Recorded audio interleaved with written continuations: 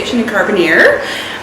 Right now we have our two student ambassadors, Mitchell and Hayden. So when you come here, you're greeted by a variety of students that will be here every day from 9 a.m. to 5 p.m.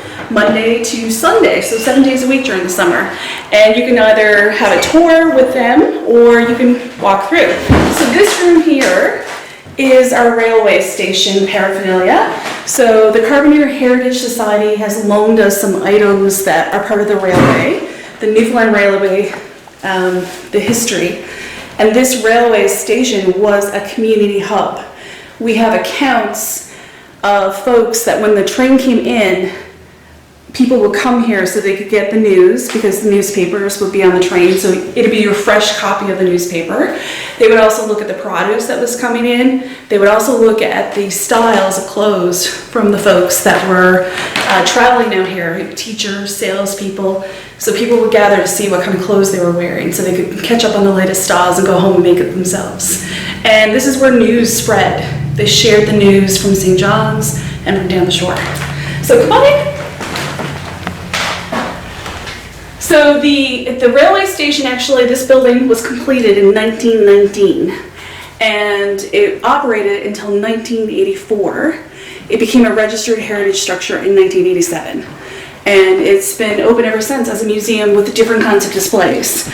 So as you can see here, we have a lot about Carbonear Island in this museum because there's a fantastic view from the front deck. And we have a beautiful deck and benches that people can sit on and just watch the traffic and watch the ocean. So you see our beach rocks, we even brought the beach to you. And we have some exhibits and some pieces of artifacts that were actually dug up at Carbonear Island. We had an archaeological dig that took place out on Carbonear Island. And these are some fragments of the pipes and some of the stoneware and some of the glassware that they used. It's pretty amazing to think that local residents were employed on that grant to dig up the history of Carbonear Island. And this is just an assortment. We have boxes and boxes of these items. So this room here, I love this room, it's beautiful. This room we use for tea parties. We hold music events. And this was the waiting room where if you got your ticket and you didn't want to wait outside, you waited in this room and waited for the train to arrive.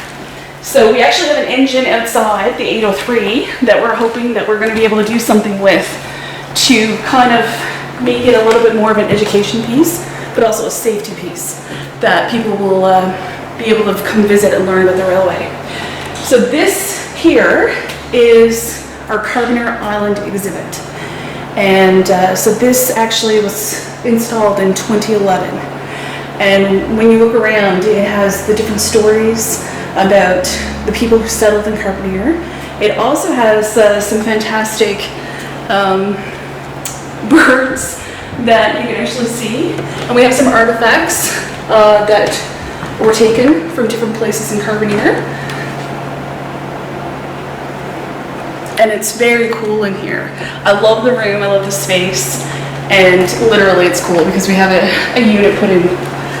So as you come around the corner, we have a computer set up, and if folks would like to, they can actually research their genealogy. If they want to find some information, this computer has the genealogy database that the Carbonear Heritage Society and the town staff have worked on. So you might be able to find some of your ancestors in this. And then this is one of my favorite exhibits. So Philip Henry Goss is a very interesting character or a figure from Carbonear. Very science-minded, and he's quoted as being one of the first people to create an aquarium, but he also did a lot of beautiful sketches of butterflies, insects. They're pieces of art, and so now we have the butterfly, I call it the butterfly wall. It is absolutely beautiful. The work that he did is amazing. I'm hoping to get one of his, he actually produced a book with all the drawings in it. I'm hoping to get it so we can put it on display here. And then, this is the end. And you come out here, and it's got this fantastic view of Carbonear Island, just past the wharf. So can you imagine when the train would come in and they would arrive here, but they could also be able to see the beautiful Carbonear Island and the very busy wharf, and meet here, share the news, and go home to their families. This museum is open all year round. You can come to the main office and ask to come in after October. Like, I'll bring you over basically so that you can visit it, but it's actually staffed until the Thanksgiving weekend. Yeah. How long have you been here? I'm born and raised in Carbonear, and I've been with the town now 7 years. So, and I've been responsible for the museums for that time. I love this building because it's such a community focal point, and we have we call them the train station ladies. We have a group of ladies from the communities in the area who actually every night will come and sit on the benches, and they'll wave to the kids, and during Halloween they'll actually set up here and give out candy to the kids. They become like a focal point for the community, and I love the fact that we can do that it's become such a community spot again. Yeah. Hi. Hello. My name is Vishal. I'm an employee here at the Railway Museum. I've been working here for about a couple weeks now. It's my first summer on here as an employee, and I'm really enjoying it. This is Hayden. This is my second year here at the Railway Museum, and it's fun. Who are the visitors? Are they students? Are they kids, families? Everyone. Yeah. From what I see, it's usually a lot of people, like older people and tourists. Sometimes we do get a few families, but I'd say it's mainly tourists. What is your favorite section in the museum? Carbonear Island, all in there. I like the actual railway portion of the museum. This is just a list of tickets and fares, what the price of going to Newfoundland would be from mainland Canada, and how much it'd be to go from Newfoundland to mainland. Are you planning on working here next year? Hopefully. All depends. All depends if I'm still here in Carbonear.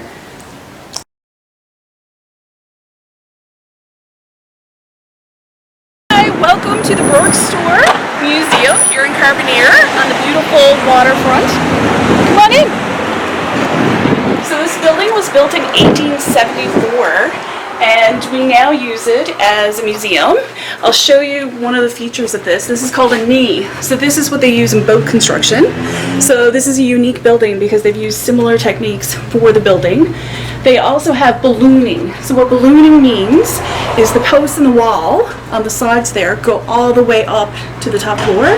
It's not a platform. So usually if there's a second floor, the posts would be similar to these here. So this construction is very sturdy. Just think about all the windstorms that boats go through in the waves, and this building has stood the test of time through a lot of storms. So come on in. This represents John Rorke and the Rorke family, are a mercantile family that were in Carbonear. 140 years of operating as a merchant in Carbonear. So we have a lot of items here that were donated by the Rorke family, and we've also incorporated a lot more. So the first person we're going to meet, who's going to talk a little bit, is... Hello, my name is Ethan. Today I'll be talking about the Rorke store shopping cart. It was found on site. There's not much that we know about it. All we know is that it's a shopping cart, presumably from Powell's. But yeah, it's a shopping cart.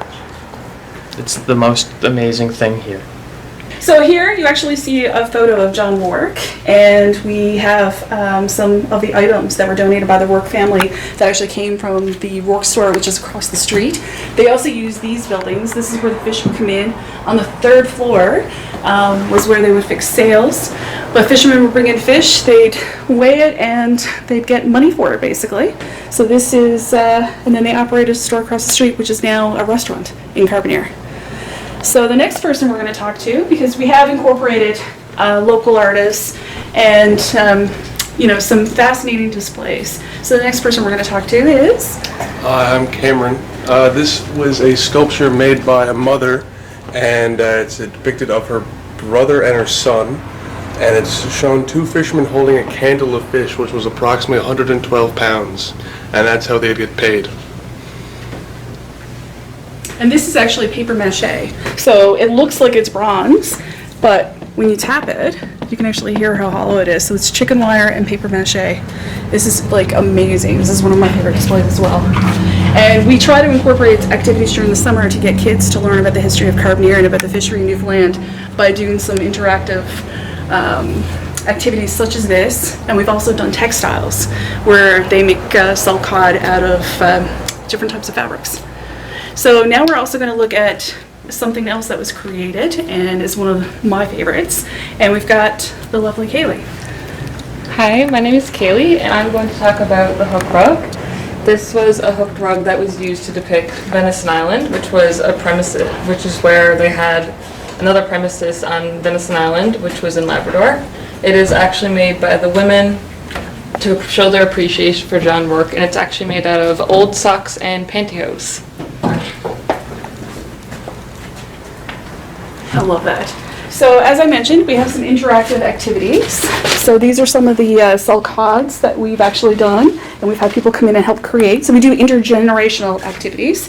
And at times we also use cardboard. So this is one of the flakes where they would draw the cell cod. So we actually, instead of having a real cell cod, we decided to put this out. And of course, along the walls, you can see different pictures that have been donated to the town to put up in the museum that we've got blown up, so that people can see some of the history. And now we've got another art project that was donated to the town. And we've got... My name is Zoe, and this is probably one of my favorite models because it's a perfect representation of what the fishermen would use to scale the fish. It's the Rorke rooms on Venetian Island, so it shows exactly what it used to look like on the island.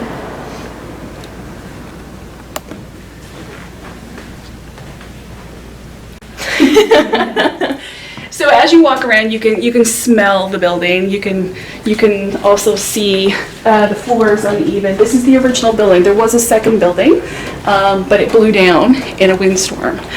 And now we have a variety of things. We have everyday things that people used, and then we have some more posh stuff. Hi, I'm Olivia, and this is the hat stretcher. The hat stretcher was used to stretch hats to fit the size of the person's head. And there's a cool hat box we also kept on display down on the bottom to show what the hat would actually be stored in. All right, so we actually have a second floor. So we're gonna meet Jacob upstairs, right at the top of the stairs. He's gonna show us how they would access the third floor. So we have stairs for the second floor, but you have to be adventurous to get to the third floor.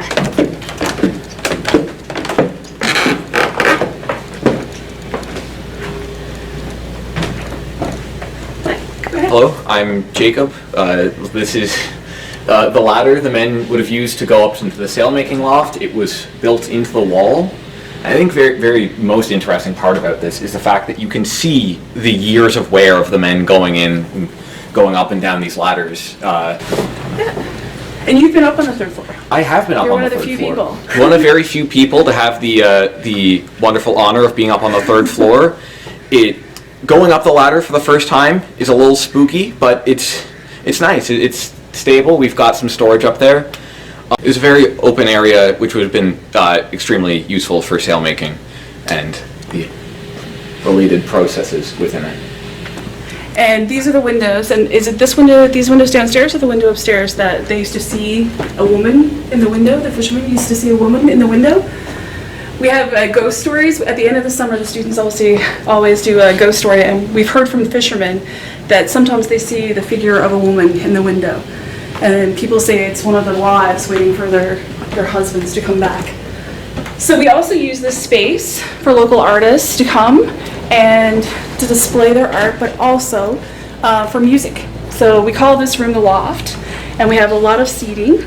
And it's pretty cool up here with the air conditioner, and we have a lovely stage area that we've had yoga and everything up here.